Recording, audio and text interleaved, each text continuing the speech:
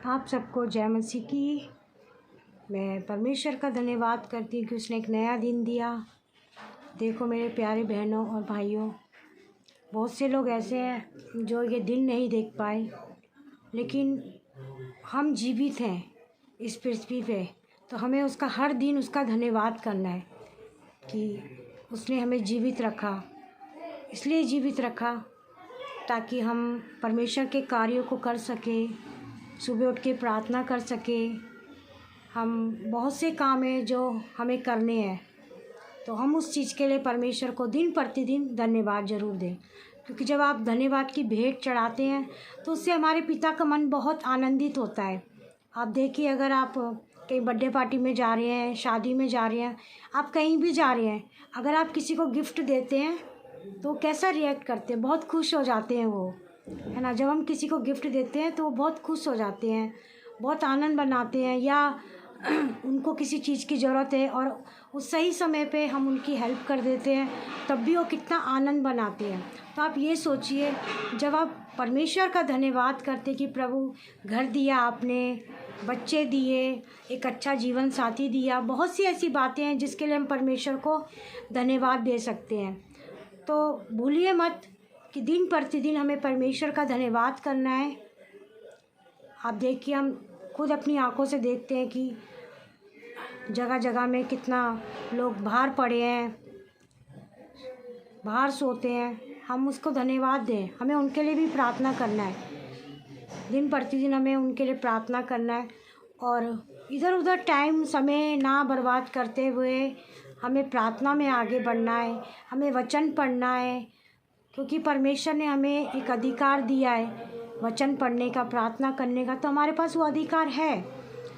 जब परमेश्वर ने हमें वो अधिकार दिया तो हमें उसका इस्तेमाल करना है। मान लो आप किसी ऑफिस में जॉब करते हो और पहले आप छोटा सा काम करते थे, फिर एकदम से आप उस लेवल में, बड़े लेवल में आ गए, तो आप अगर उस लेवल का सही से इस्तेमाल नहीं करोगे तो फिर बॉस आएगा, फिर आपको उसी लेवल में ले आएगा जहाँ पे आप थे।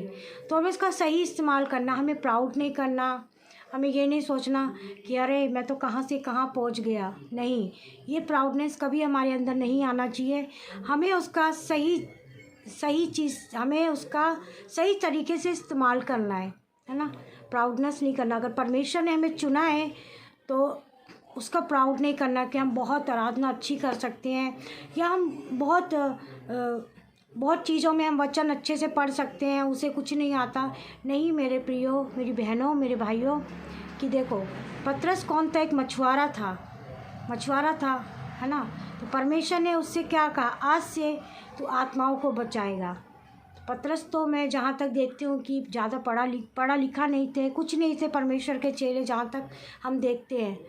लेकिन परमेश्वर ने हमें एक अधिकार दिया है कि जाओ और चेले बनाओ और उन्हें पिता पुत्र पवित्र आत्मा के नाम से बपतिस्मा दो। तो बोलने के लिए मेरे पास बहुत सी बातें हैं। मैं मसीह में आई और मसीह ने मेरे जीवन में बहुत बड़े बड़े काम किए हैं, जिससे मैं आने वाले दिन में वो वीडियो ज़रूर आप लोग को बना के वीडियो यूट्यूब में डालूँगी मैं। और जब तक हम मसीह को नहीं जानते तब तक हम मतलब समझ लो कि हम सच्चाई को नहीं जानते हैं, है ना। तो मैंने सच्चाई को जाना और चाहे कुछ भी हो जाए, मैं अब मसीह को नहीं छोड़ूंगी। ये मेरा विश्वास है और ये मेरा अटूट विश्वास, एकदम मजबूत विश्वास है। मैं 16 इयर्स की थी जब परमेश्वर ने मुझे नाम लेके बुलाया था। तो जब उसने मुझे नाम लेके बुलाया तो मेरा भी ये कर्तव्य बनता है कि मैं परमेश्वर के कार्य को करूं। परमेश्वर ने बहुत कुछ हमारे जीवन में करा है। मुझे 2 बच्चों की आशीष दी है, मेरा जीवन साथी है जो बहुत अच्छा है, जो हर चीज़ में मुझे सपोर्ट करता है। तो सबसे कीमती हमारा जीवन साथी होना चाहिए। अगर हमारा जीवन साथी अच्छा नहीं होगा तो हम कुछ भी कार्य को नहीं कर सकते हैं। मेरा कहने का मतलब यही है कि हम कुछ भी करें या कुछ भी ऐसा करें तो हमें अपने जीवन साथी को बीच में रखना बहुत ज़रूरी है। अगर हम कुछ करने जा रहे हैं और आगे जाके वो कुछ गलत हो गया तो फिर हम क्या जवाब देंगे, है ना। तो हमें क्या करना है, परमेश्वर ने हमें जोड़ा एक साथ, तो हमें क्या करना है, एक साथ रह के हमें एक बात करनी है, एक टीम की तरह। जैसे टीम होती है ना, टीम वर्क होता है, ऐसे हमें करना है। हमें किसी को भी तुच्छ नहीं जानना, अपने बच्चों को नहीं तुच्छ जानना, अपने पति को, अपने जो भी हमारे नेबर है, जो भी, सबसे हमें प्रेम करना है। अगर हम प्रेम करेंगे तो ये प्रेम परमेश्वर को दर्शाता है। अगर हमसे कोई पूछे कि प्रभु क्या है, तो हमें बोलना परमेश्वर प्रेम है, क्योंकि परमेश्वर ने जगत से ऐसा प्रेम किया कि उसने अपना एक लौता पुत्र दे दिया, ताकि जो कोई उस पर विश्वास करे वो नष्ट ना हो परंतु अनंत जीवन पाए।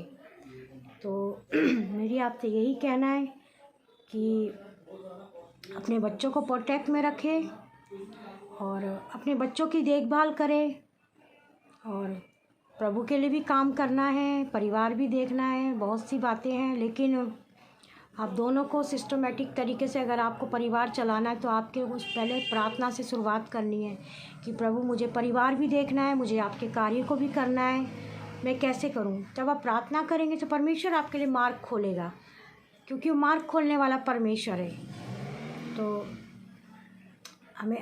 हम इस संसार में रहते हैं, तो संसार में रहते रहते तो हमें जीवन भर नहीं रहना है, ये आप सब लोग जानते हैं। तो हमें अपने बच्चों के लिए दिन प्रतिदिन प्रार्थना करनी है, अपने पति के लिए, अपने आस पड़ोस के लिए। हम देख रहे हैं अगर कोई बीमार है तो हमें उनके लिए प्रार्थना करनी है। हम ये ना सोचें कि हम प्रार्थना करें उन्हें, नहीं। यदि हम प्रार्थना करेंगे तो परमेश्वर बड़े बड़े काम करेगा, ठीक है। तो आप जो बीमार है उनके लिए प्रार्थना कर सकते हैं, अपने परिवार के लिए प्रार्थना कर सकते हैं। और बहुत से लोगों को चंगाई की ज़रूरत होती है, बहुत से लोगों को शांति की ज़रूरत होती है, तो हम उस विषय के लिए भी हम प्रार्थना कर सकते हैं, ठीक है। आप सबको जय मसीह। परमेश्वर आप सबको बहुत आशीष दे, और मैं चाहती हूँ कि आप मेरे YouTube चैनल को सब्सक्राइब करें, लाइक करें, शेयर करें। परमेश्वर आपको बहुत आशीष दे। जय मसीह की।